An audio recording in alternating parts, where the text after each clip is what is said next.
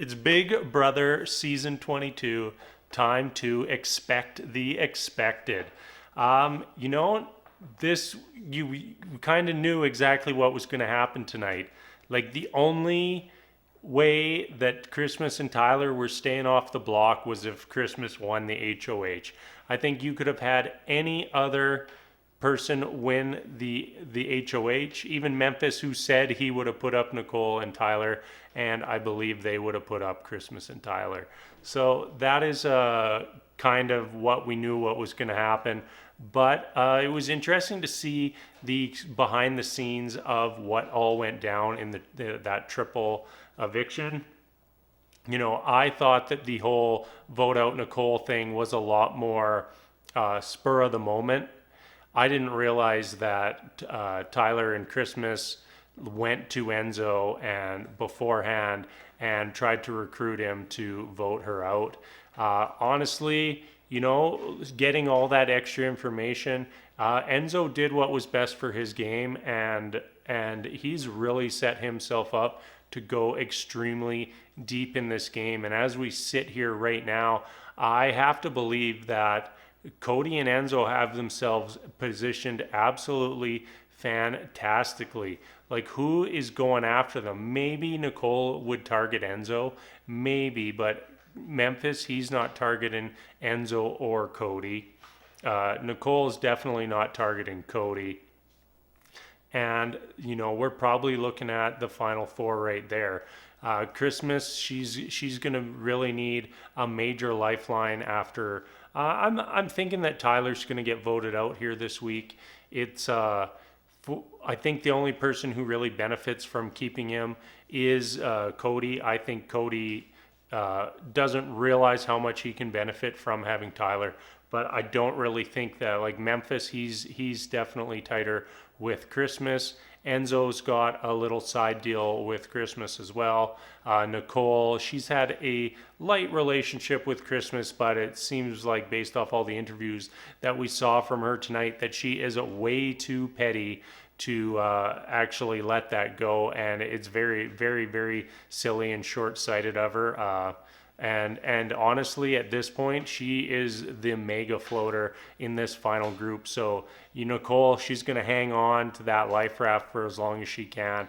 But at some point, she's just going to be a random wayside casualty here. And her only way, in my opinion, of making it to the final two is essentially winning HOH veto all the way to the end of the season. And with her record in comps, not gonna happen. Another thing I wanted to talk about here is Tyler and Christmas's strategy after essentially getting busted on the votes. In my opinion, they really needed to get their story straight. And, if you're going to lie, you lie together. Why not? Why not say, hey, Enzo came to us, said he was going to vote out Nicole, so we voted out Nicole too. If you have Tyler and Christmas saying that, even if everybody's tight with Enzo, it plants that seed of doubt on Enzo. At minimum, you end up blowing up his game a little bit. You destabilize those trust levels that he's built up with all the other people, and they can, like, Tyler and Christmas can just say, like, wow, what a game move by Enzo. Like, he played us. He totally played us. He said he was voting out Nicole, so we went and voted out Nicole too, and then we were standing there holding the bag. Would have been interesting to see, but I don't know. This season, people just do not think outside of the box in those situations. Even look back to when the vote to evict Ian was pinned on David. I'm still of the opinion that David should have just doubled down in that and just been like, yep, it was me. It was me, and gone to Memphis Cody, Enzo, and said, like, hey, Danny and Nicole, they tried to pull this move off, and it doesn't matter if he's lying, and it doesn't matter if Danny and Nicole already said that they were trying to set him up, because now you have this information that's conflicting, and that is planting seeds of doubt, not this going around the house and just making up lies about people. Double down, stick to your story. When your back's against the wall, don't just try to throw your number one ally under the bus. Try to throw somebody else under the bus. But that is not what we've seen this season. That's not been the strategy. That's not been the Big Brother meta.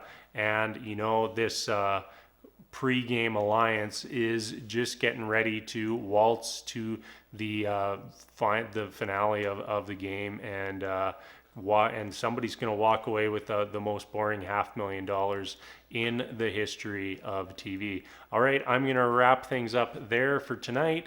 It was a little weird having this Monday night episode, but I guess that's what we're doing from now on. Hopefully no more NFL players get COVID to screw up the TV schedule, and we can just have these at our normally scheduled time for the rest of the season. I'll be back again on Wednesday for the veto, Thursday for another eviction, and until then, we'll see you later.